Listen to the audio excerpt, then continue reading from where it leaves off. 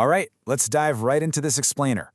Today, we're unpacking the hidden socioeconomic realities of the Steel City by taking what feels like a lyrical walking tour right through its dual realities.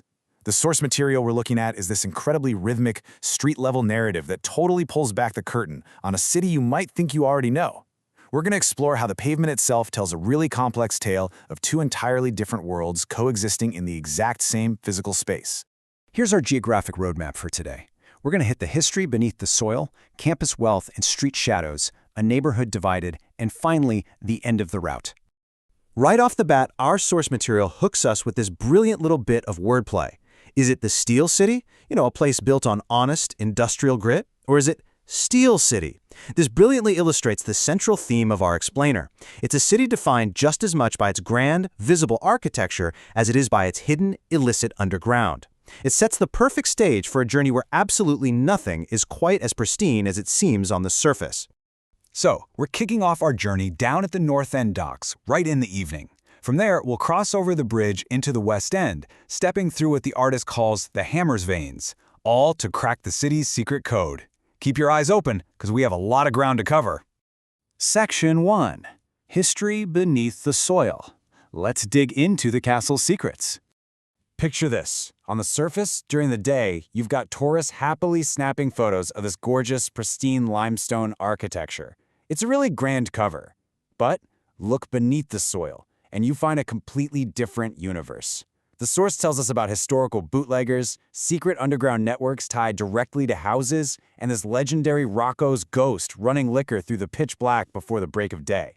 The public is usually told these tunnels are just a thing of the past, right? But the artist insists these underground networks were built to last.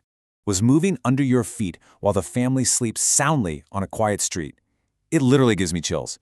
It's a stark reminder that this dark history of bootlegging is literally humming beneath the feet of totally oblivious, peaceful suburban families.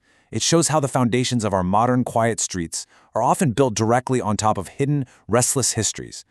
Moving on to Section 2, Campus Wealth and Street Shadows, specifically the M Village. Now, you might be wondering, what exactly is a trap house clone? Well, imagine strolling past these super quaint coffee shops and bakeries. Everything looks sweet. But the second you step off that main drag and into the student zone, the reality just shifts. You suddenly find these properties with literal million-dollar mortgages functioning as hubs for illicit street-level activity. By unpacking this term, we uncover a really jarring intersection where heavy, privileged tuition money is directly fueling the local street hustle. And this dynamic forms a pretty dangerous ecosystem. Think about it.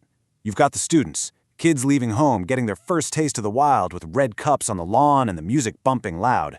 But seamlessly blending into that exact same crowd are the predators, the wolves preying on the child, moving pills right through the dorms. And finally, you have the corner boys, whose heavyweight bragging is funded entirely by that naive tuition money. It is a crazy contrast, the rich and the raw existing right across the street from one another, totally blurring the lines of the law. Concrete shoes, heavy steps, but we got iron hearts. This poetic refrain is essentially the heartbeat of our whole walking tour. It reminds us of the immense resilience required to navigate these contrasting worlds. Because whether you're at the historical castle or the bustling campus, everybody is playing their parts in this heavy, concrete environment. Section 3. A neighborhood divided, the razor-thin line. Here is where we see the city's deepest socioeconomic divides perfectly encapsulated. On one hand, you have the ivory tower, professors and doctors living up in these beautiful elevated ridge spots. But literally, and I mean literally, 2 blocks down is the midnight plot, where absolute desperation is just ruining lives. The desperate and the privileged are seamlessly combined in this geography. They're separated by nothing more than a razor-thin line. So what does this all mean? Well, the core issue here is the illusion of safety. Residents who live far away from the urban core usually believe they're protected by their distance and their wealth. But the source warns that this is a dangerous disguise, that hidden desperation in the neighborhood is always threatening to shatter the illusion. The narrator keeps their hood pulled low, watching how the city operates in disguise, knowing that reality is always just waiting to come knocking at the front door.